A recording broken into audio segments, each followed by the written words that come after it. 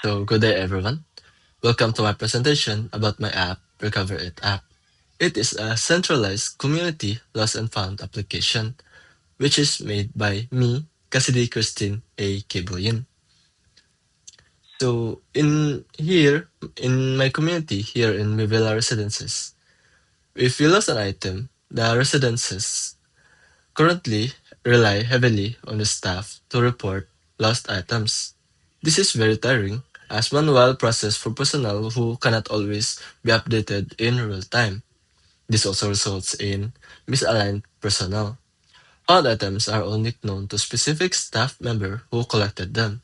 Without a centralized feed, the rest of the team remains unaware, causing a massive delay when residents come to us about their missing items. So the solution to this problem is to make a centralized app, which is the Recover It app.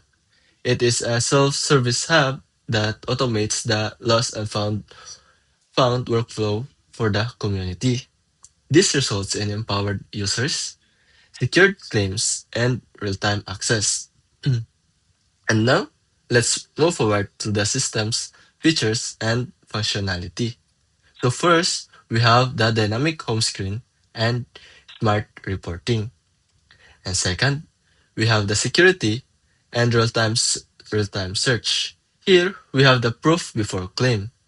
Finders set a secret question so that only the true owner can answer. This prevents fraudulent claims. And also, we have hidden privacy. Finders, con- Finders contact info remains hidden until the ownership is strictly proven and approved.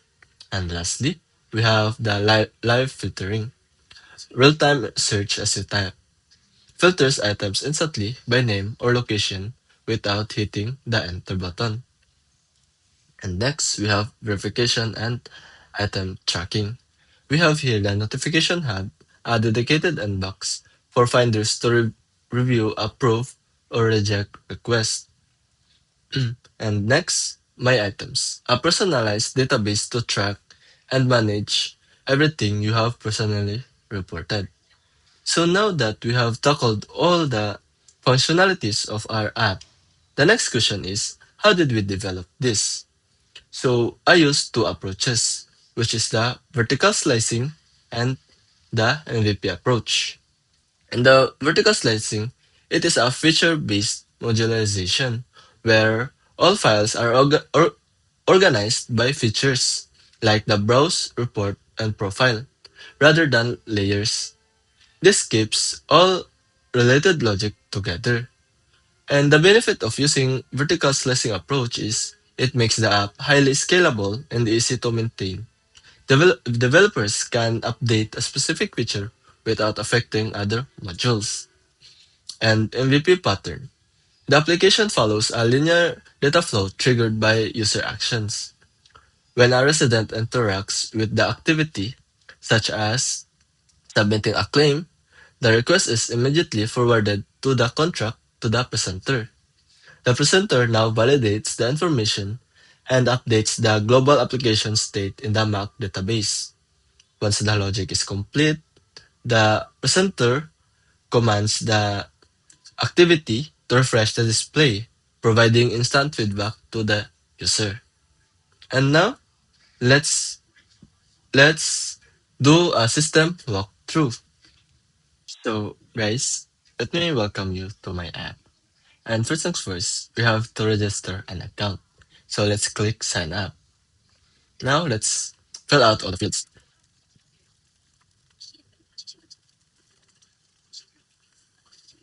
Now, if we click the sign up, this block of code is responsible for getting all the text in our field. If you click sign up, the the activity now will pass all the text to our presenter. And our presenter is responsible for checking the validation if the full name is empty, etc., etc. And it will show a message if the validation failed. If not, it will store the new user to our MAC database or list, which is stored here. And now, let's log in.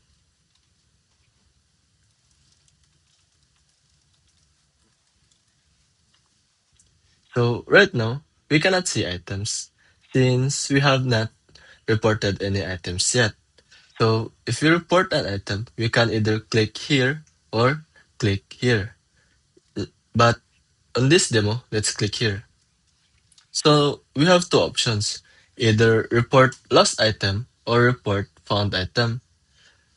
First, let's report lost item. Let's say we found aqua flask, location, tower 2, contact info,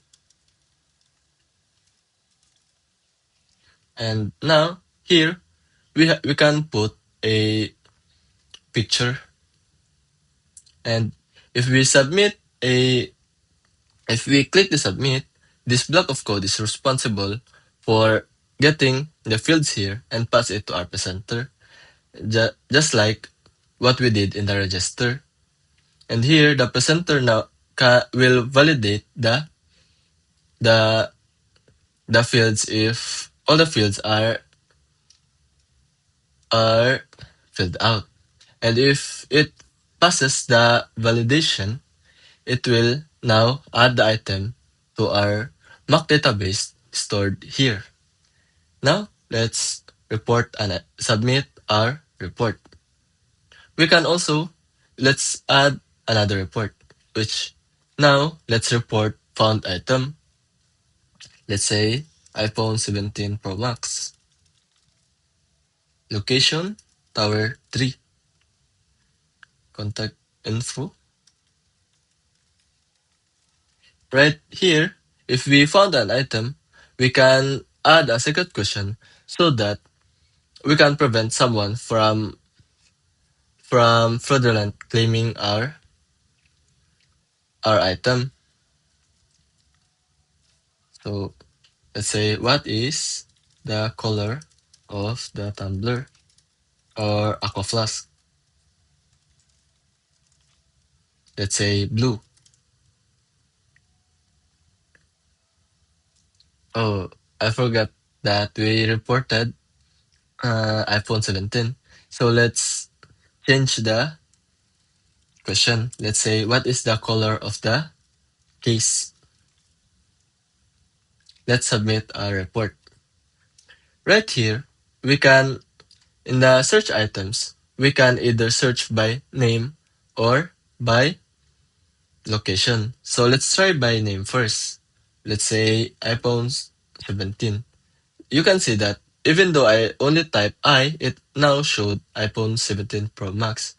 Let's try by location. Let's say tower. As right now, we can see all of them because they are reported in the same tower. But if I put 3, it will only show the iPhone 17 Pro Max. In the browse item, we can view items by category. It's either by lost item or found item. And lastly, in our profile, we can edit profile.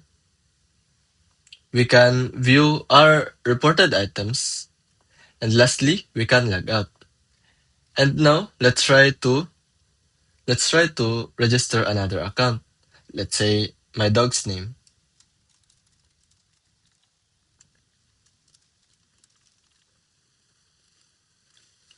And now let's log in his account.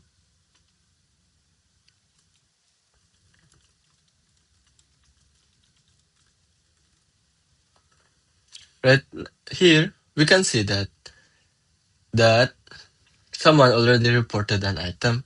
If we go to the recent found items, we can see that in order to see the founder's information, we have to answer the question. Let's say that we answer it correctly. Now, let's check it to our account.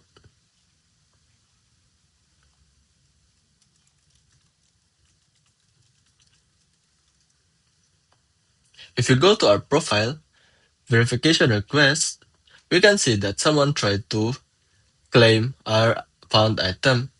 We can see that their answer is correct. So we can approve this request. If we approve and go to my dog's account,